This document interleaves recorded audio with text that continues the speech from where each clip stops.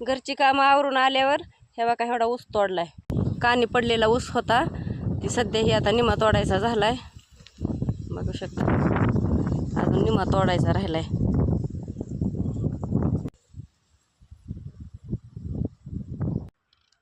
एवढा झालाय ऊस तोडायचा, एवढा निमा राहिलाय. आणखीन ह्याचं काय सुधारायचं चिन्ह दिसेना, म्हणलं तोडून टाकावा, रोटर करून आपलं मका पेरलेली ऐकायची नाही.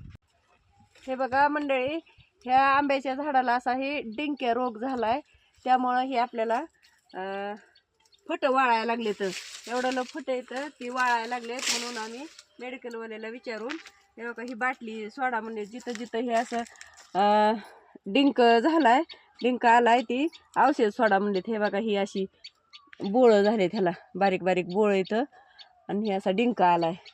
त्यामुळं आता आपल्याला ही बाटली फोडायची आणि ह्या बोळामध्ये ह्या औषध सोडायचे. हे बघा हे असं टाकायचंय.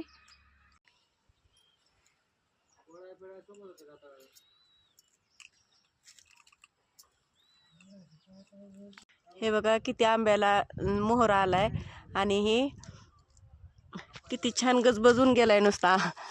यंदाचा आंब्याला ह्या आगवाय तुटला की मस्त असा आंब्याला तोर आलेला आहे.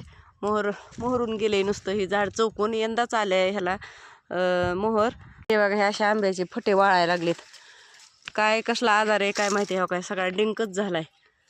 हो का काळे पडलेत फटे वाळायला लागलेत, म्हणून ते औषध मारायला सांगितले, ती मारायला लागलात. काय ह्या मोहराचा वास यायला लागलाय. मला तर वाटतं गावरान आंबा आहे काय की. बघा दाखवते तुम्हाला गावरान आंबे आल्यावर.